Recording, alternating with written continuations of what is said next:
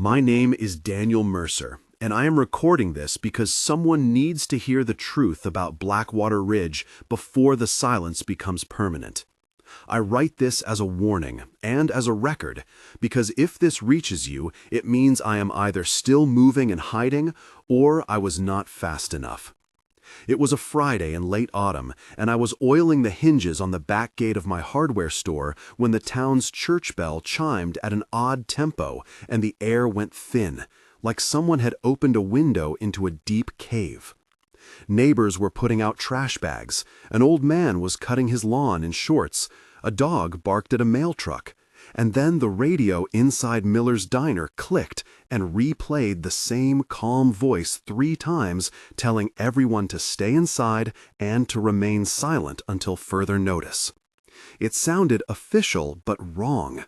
The smell of frying oil and coffee that always made me feel steady turned cloying and metallic in seconds. I will not give you the version that will be on the evening news. I will give you what I saw with my own eyes and the sounds that will stay in my head. If you are listening, if you are watching, stay quiet, stay silent. Do not call anyone about this unless you can meet face to face in a place you know is safe. They are listening in ways you cannot imagine. They came here for a reason, and they are not going to tell us what they took or who they left behind. I will start at the beginning and tell you how Blackwater Ridge fell into a silence that sounded like a held breath.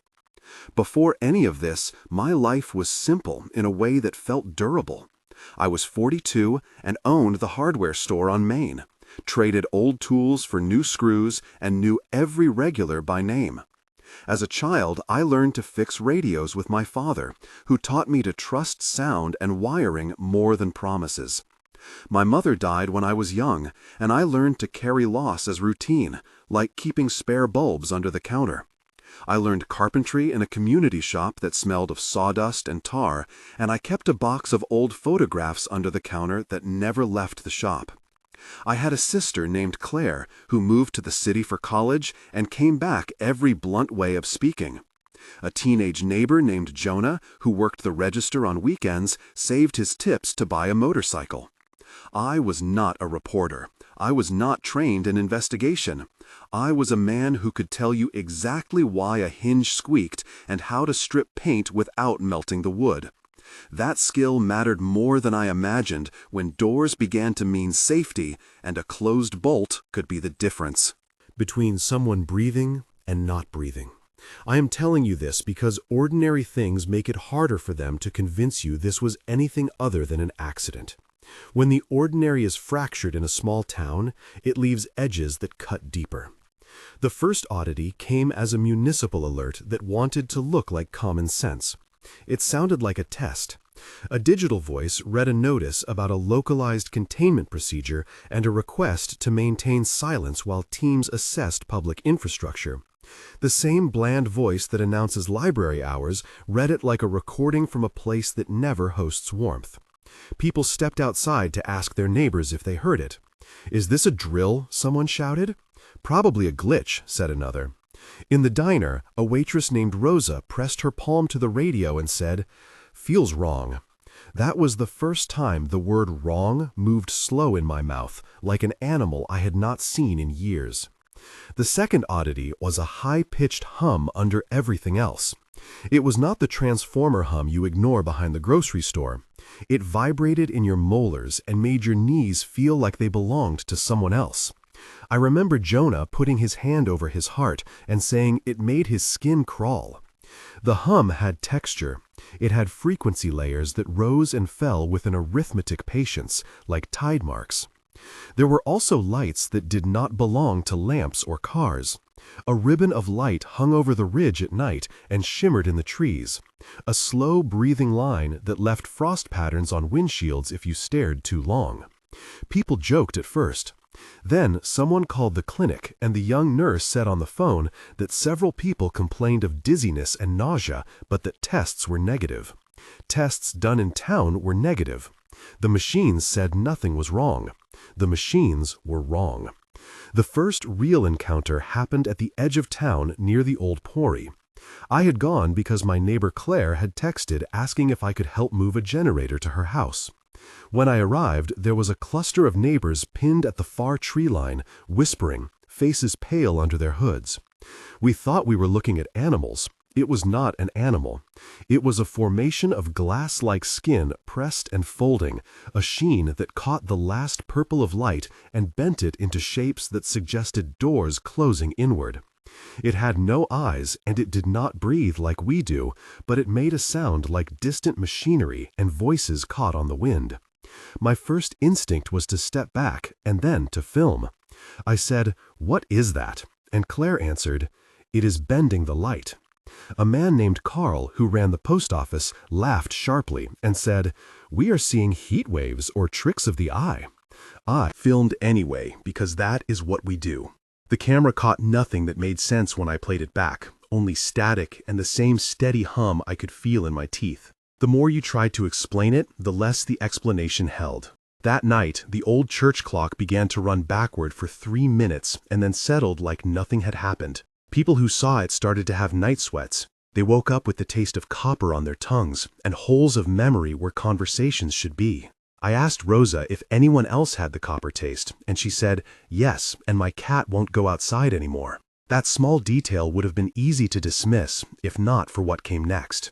They began knocking on doors at night. Not a polite bell, but a slow, certain rap that felt like the fist of something heavy. We would tape notes to windows saying we were inside and that we would not answer. A voice would read a list of names over loudspeakers in the early morning, and people would go pale in the light and lock anything that moved. There was an instance when a man named Victor came to our back door, bleeding from his hands, saying something about a light that took his brother. "Open up," he said through the mail slot. The recorded municipal message had told us to not open doors. Claire and I sat in the dark and listened to Victor cry, and the decision to keep him out stayed between the two of us for years afterwards, like a stone. Later, we found out he had been taken anyway when paramilitary trucks arrived, black vans without insignia, men in gear that matched nothing in any catalog I had ever read. They spoke into radios with clipped syllables and moved like a unit that had practiced grief. One of the men looked at me when I hid behind a pallet of sacks, and his eyes were not strange, but the look made my mouth dry. "Keep the air clear," he said to another. They fed people into trucks like cattle. They kept lists.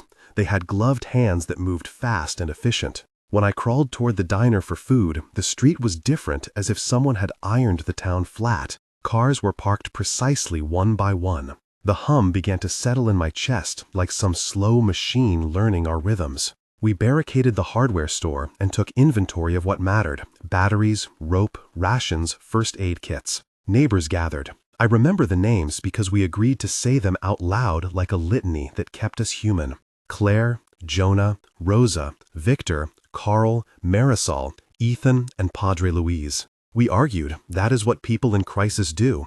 We also made plans to record, to document everything before authorities sealed records. "If they take us, the cameras will stay," said Marisol, who worked at the library and had access to servers. She went to check the municipal web logs and returned with a thumb drive. "They scrubbed the overnight feeds between 2 and 5 m, she said in a voice that was thin with disbelief. We debated whether to trust the drive in the morning light or to hide it. "If they come for proof, they will look for anything obvious," said Padre Luis with his usual calm. Some of us wanted to push out to the county line and find a larger station. Others wanted to stay and help those who refused to leave. Our small group fractured into 2 compromises until we agreed on one risky plan. The problem was simple. The barricade would keep us safe for a short time, but not forever. The hum had a way of growing into rooms and making us forget the simplest facts. Memories became eroded like old posters left in the rain. On the second night, a man pounded on the door, and a voice that could have been Victor begged to be let in. "Please, Daniel, he was here asking me for water," the voice said. I remember shaking as I whispered, "We cannot." Claire answered like the world had taught her a new swear word and said, "You cannot trust them." I heard more voices then, and someone said, "They are following a pattern," and someone else answered, "Pattern of what?" And the reply came with a rationality that scared me. Of silence. That exchange lasted longer than it should have. We argued about morality and safety until someone in the back room, Rosa, spoke quietly and effectively. "If they are cutting minds off from memory, who will tell the story?" she asked. That question lodged like a nail. We began to plan not just to survive, but to preserve witness. We would create physical records and bury them in places where the hum could not reach, or where the noise was less intense, like old wells and the library stacks that had been lined with lead from some old renovation. We learned quickly that their presence could scrub digital trails. The municipal servers stopped listing new logs, and a simple metadata poll came back blank. The machines they used to test blood were precise, and then they ceased to return abnormalities. The lab tech at the clinic told us off the record that it was like the equipment blinked and then said nothing.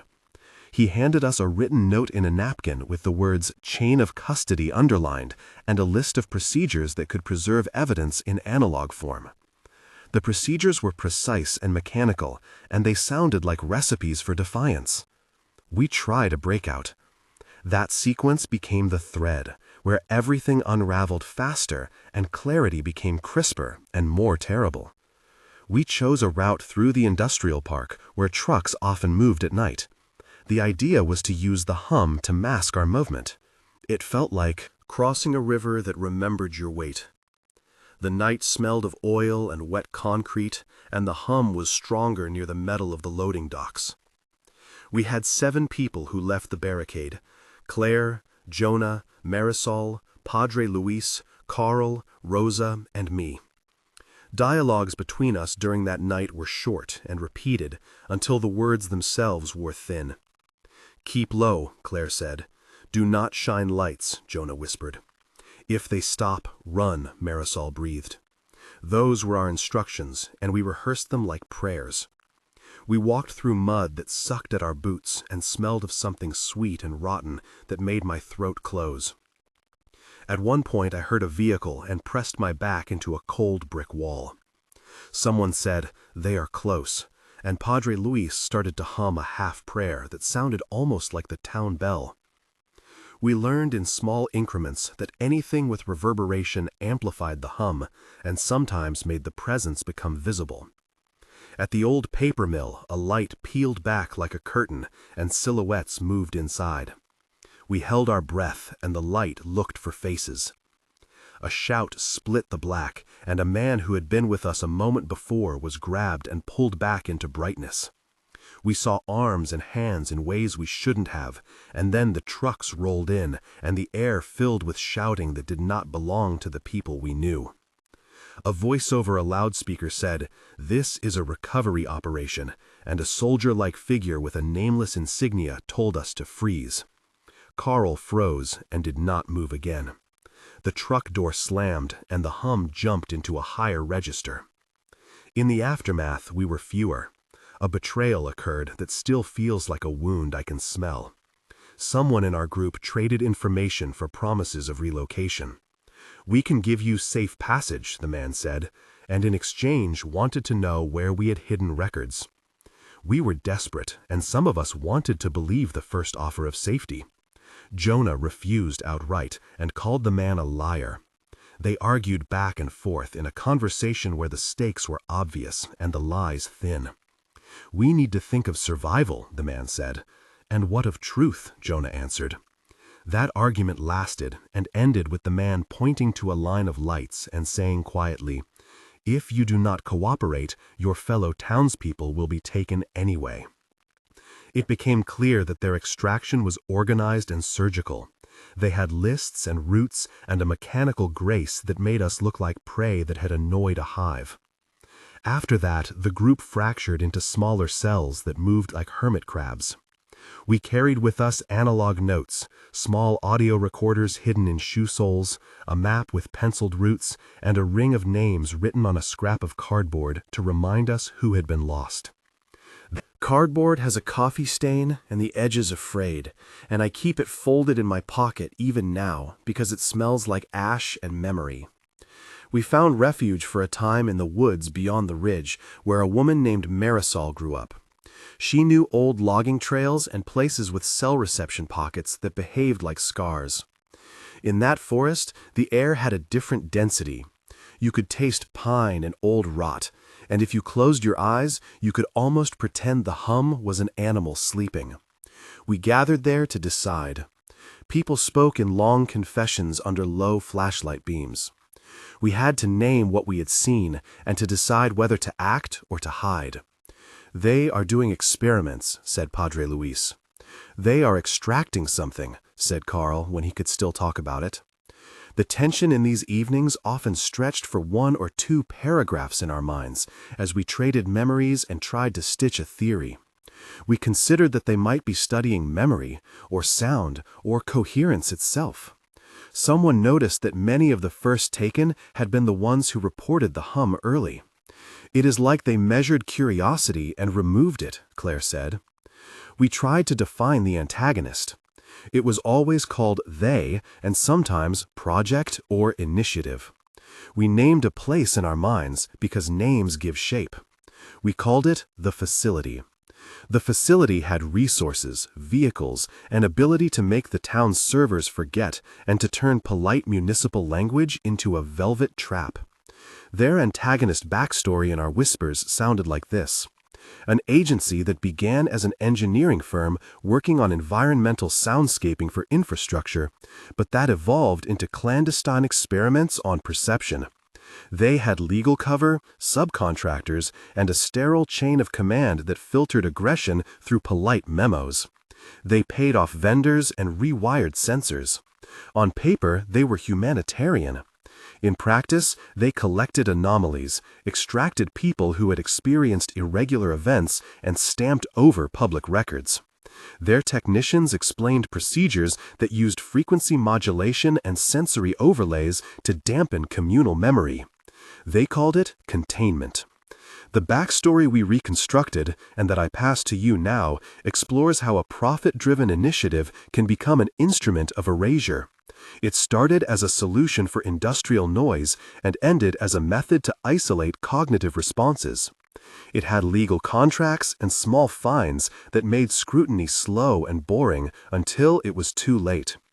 They learned how to make machines listen and how to make communities forget the sound of their living rooms. There were moments of tension that slowed time and forced choices. Once, when the woods felt safest, a convoy crossed the ridge, and the sound of trucks woke the forest like an alarm.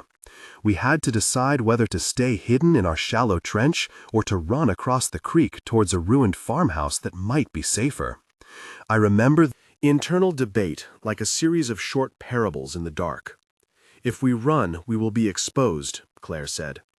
"If we stay, they will find our scent," someone replied. We opted to move, and in that choice we lost Marisol when she tripped in the root tangle and the sound of her name was swallowed by the hum. That incident was one of 5 painful forks where the cost of action spelled loss. Each of those decisions played out in a slow, compressing scene where memory and guilt built a pressure like a fist squeezing a sponge. There was a moment a week later when we had to decide whether to turn a corner and warn a family who had not yet heard the municipal message. Jonah wanted to shout across a yard and wake them. "We have to tell them," he said. "If you call attention, you get people hurt," Padre Luis replied. The argument was raw, and the window of opportunity closed in a string of minutes that now exist in my head as separate film strips. We chose to warn, and were almost immediately spotted by a drone that hovered like a solitary eye. The drone sent down sound that made everyone's ears ring, and when the paramilitary moved in, the family was already gone. Choices are heavy, and they have echoes. We learned to document with physical protocols that would survive the digital erasures. I will outline one of those processes in simple detail I hope you can use should you ever be caught in a similar event. Wrap each digital storage device in 2 layers of dense cloth to muffle electromagnetic signatures and put them in a sealed metal box with silica packets. Mark the box with a wax seal and bury it under a stone marker that has been photographed and described in a separate notebook. When you take biological samples for later examination, use glass vials labeled in ink and store them in a lead-lined container. Chain of custody means writing the date, the location, who touched the sample, and where it was hidden. Use analog tapes for audio since older playback devices sometimes escape modern wipes. That is the kind of practical procedure we learned from a lab tech who left a napkin with his notes and never returned. Keep these steps simple and repeat them twice. If they come with professional equipment, that will not save them unless it is backed up by paper. The old ways matter. Paper resists effortless erasure. This paragraph is a memory of the pragmatic ways we preserved what we could. The climax came when we tried to break the economic cordon they had placed around town and get one of the server hard drives to the county press. It was a plan that required a diversion and trust in a stranger.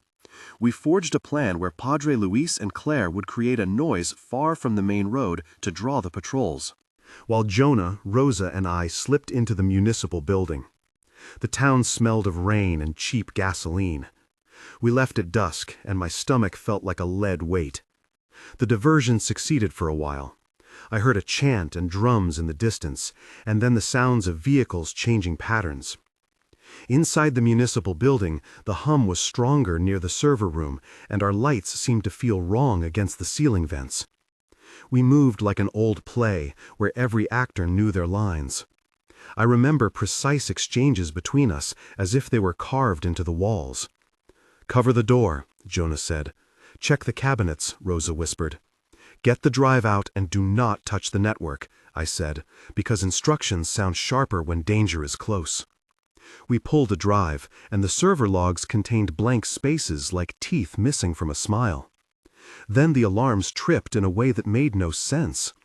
Lights blinked, but the alarms did not make noise.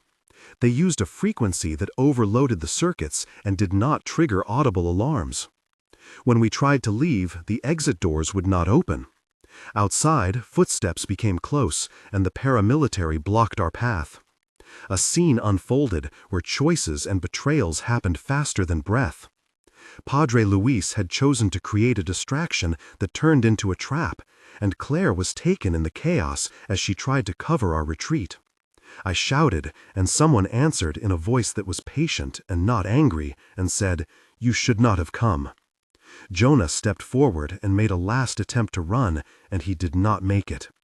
We escaped with the drive, but not without cost. We spent the next days under a canopy of broken trust and grief, tending to wounds, sewing torn clothing, cleaning rust from a small pocket knife. Our group shrank by half.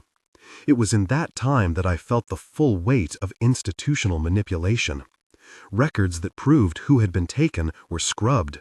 News outlets that were promised interviews went silent, and social media posts disappeared like footprints in a storm. We found a sympathetic journalist, once named Helena, who promised to publish our story. She came at night and took notes and promised to run a piece with the drive. The morning after she left, her email was stripped of attachments, and her phone had a new brick of firmware that refused to show the files. She stopped returning calls. "They know how to make people stop accusing them," she said into my shoulder once before she vanished from our line of contact. That pattern repeated. People who tried to speak became quieter or were relocated to places with kind names. The deception had a veneer of kindness and legal language that made accountability slow and dense. 1 month later, the town had a different rhythm. Small rituals remained because people need them, but the mood had a closeness I can still taste. Masks of normality in line at the bakery were thin and wrinkled. The epilogue in the short term looked like this. 1 month after the first nodes of the event, the municipal lines were quiet. The mayor had given a benign speech about public safety, and privacy concerns were dismissed as fear. I remember the first month was a string of small, meticulous acts to preserve evidence in case our recordings were wiped. We buried drives under the foundation of the old mill and wrapped paper notes and letters to those already taken into tin cans and left them in hidden places. We interviewed one another to keep stories intact. In November, we found that some of our taped recordings had static but still held voices if we slowed them down. We started an analog process of playing tapes slowly to capture background noise signatures. That first month was a mix of numbness and frantic cataloging. We recorded names and made lists of people last seen and where they might have been taken. We tried to pass the drive to an outside contact and failed. The hum seemed to grow in intensity as local infrastructure grew more obedient. 3 months in, something else changed. The country outside had received a press release that mentioned a localized public health response in a region with temporary communications interruptions. The language was careful. On the surface, there was no confession. Underneath that veneer, we discovered an attempt to normalize the event not as an experiment, but as a necessary measure. Volunteers came who were not paramilitary, but wore bright vests and handed out pamphlets in large print. They said their names like Gideon and Renee and had polite smiles. A woman from an NGO named Hester provided blankets and assessed needs and told us to trust the process. We let her in because we were desperate and because her hair smelled like lemon cleaner and normalcy. Behind the smiles were forms that asked for lists of people who had been exposed to the hum. Many of our neighbors signed without reading. Over time, we learned that those forms became part of a ledger that allowed the facility to target families in waves. At 3 months, our calculations changed from trying to flee to running trials to testing for weaknesses in their containment. We made small attacks on convoy schedules, carved false trails, and tried to expose the pattern in the hum through recorded interference. We learned to modulate low frequencies with manual gear we scavenged and to listen for the way the hum responded. It felt like learning a secret language that could either save you or sign your name on a list. The 3-month mark taught us that small acts change the probability of detection, and that sometimes silence is not simply safety, but compliance. 6 months later, nothing was the same. The region had an official cordon and a list of missing that grew like tide tables. I had lost more by then than I can count in easy numbers. The epilogue at 6 months contains the sting of relocation orders and the threat of legal consequences for unauthorized communication. They offered relocation with plaques and stamps and shelter in a place called the Ridge Resettlement Center, which promised counseling and food. We refused those offers publicly and privately for different reasons. The official world had a smiling spokesperson who told the cameras that Blackwater Ridge had been stabilized and that citizens would be assisted. Behind that public face, there were quiet visits to the houses of those who refused and offers that were anything but kind. They left business cards with phone numbers that did not connect and with instructions to schedule an appointment that no one kept. At 6 months, our group had splintered into distant enclaves, some relocated, some hidden, and some taken. I moved twice, changed my hair, and kept the drive in a pocket inside a boot. I lived in hotels and basements, and once in a school gym where the night smelled of bleachers and stale pizza. The hum followed me in moods, less intense in urban centers, more present in the deep places. At 6 months, we had documentation to show there had been a pattern, and still no one wanted to print it. The cycles of erasure work slowly through the systems we trust. There are procedural details you must know if you ever need to protect evidence that will not survive the usual channels. Always have redundancy that uses both digital and analog media. Use low-tech like cassette tapes that are less likely to be mass updated. Use glass vials for samples and store them in places with thermal buffering. Record your chain of custody in handwriting on acid-free paper and make 2 copies, one for local burial in a place with a clear landmark, and one to smuggle out to someone you trust beyond the cordon. When submitting to journalists, consider sending encrypted physical drives through trusted couriers rather than email. Use code words in case of interception. These are simple steps that increase your chance that truth will outlive a bureaucratic wash. There are moments of heroism and betrayal that I will not forget. Claire gave a false statement to a patrol to save a neighbor and paid with her last memory of the township. Jonah tried to run to the county line and was caught. His last message to me was a recording saying, "If I do not make it, bury the drive in the 3rd rock at the quarry." Rosa hid a child in her coat and later offered the child to strangers, trusting their faces because she could not stand another loss. Padre Luis negotiated with a man in a suit who smelled of old perfume and came back with a paper that promised relocation in exchange for quiet. Each scene stretched and slowed so we could hear the moral calculus grinding. In the air. The facility was not a single villain with an obvious face. It operated through indifferent professionals, through legal paperwork, through people who believed their actions were for safety. The paramilitary men we saw had names that did not matter, and a cadence of speech drilled into them that made them efficient. We named them anyway for memory. Agent Cole, Technician Ward, Commander Shu. They became shorthand in our records. I have tried to reach out to journalists beyond the region. Some answered with caution. Some disappeared. A reporter named Helena once promised to run a story, and then her byline shrank into silence. Another journalist, Armin, received pieces of the drive and wrote a short piece that was later redacted with a strawberry tasting note that made no sense. I do not know where that document went. We attempted to use social platforms and found that posts were taken down and accounts suspended without clear reason. The pattern suggests systemic erasure. It is not just brute force. It is legal work, software updates, and an appeal to the public that the measures are humane. The facility uses language about containment and public health and wedges itself into existing fears until the truth starts to look like hysteria. If you are hearing this now, you should take 3 steps. First, document in analog. Second, do not trust offers of rescue that require giving away your list of names. Third, spread witness only in person when possible. Use coded sentences to verify identity, and use physical tokens like a previously agreed-upon photograph with a mark to confirm trust. That is practical advice and also a moral plea. If you try to post online, know that their first line of defense is to erase context until your truth looks like rumor. If you write letters, keep copies in separate places. If you record voices, duplicate onto older formats. I am ending with what I can and cannot prove. I can prove empty registry entries that used to list community meetings and are now blank. I can show small tin cans with lists of names that were found in a drainage ditch when the water ran low.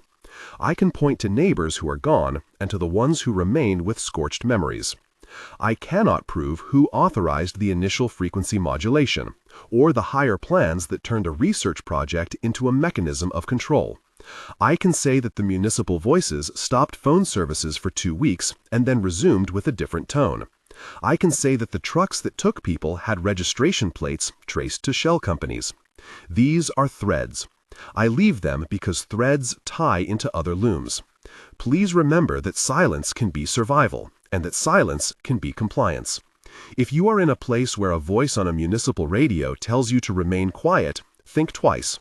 If you can, document with paper and slow tape. If you can, document with paper and slow tape. Cannot do anything else. Remember names.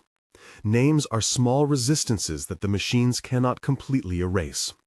Share this with someone you trust in person. If you are tempted to publish online first, consider that screens can be wiped.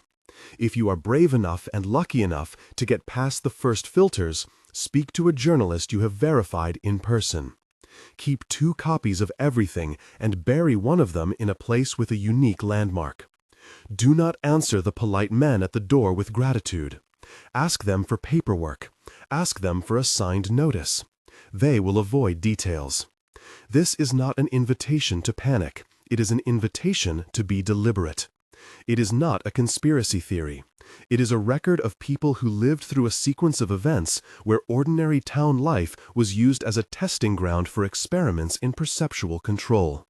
I have buried drives and I have buried names. I have lost people and I have carried their stories. If you would like to help, share this carefully and speak to someone real. Leave no trail that technology can erase. If you are watching this and you feel a hum in your teeth, leave the vicinity of any tall metal structure and go to a wooded place where the sound breaks. That is an instruction I give from experience and fear. I close with a simple request. Keep the names so that they do not become statistics. Keep the dates. Keep the scraps of tin and paper and the little scratches in a wooden counter that show where we once counted survivors. When you hear official language that asks you to stay silent, question it. Ask what they are keeping the silence for. There are things they will not announce, and truths that can live only if someone keeps them alive in speech and paper. This is my warning and my confession and my plea. Remember the names of those we lost and carry them when you cannot carry anything else. If you ever hear a calm voice telling you to remain silent for your safety, leave it and run toward witnesses. Do not run into a truck. Run toward the people who have not yet been told what to forget. If you are reading this, keep quiet for a moment and then pass it on in person. Stay safe, stay observant, stay human. Inside the darkness they prefer you to be an echo. Resist being only that.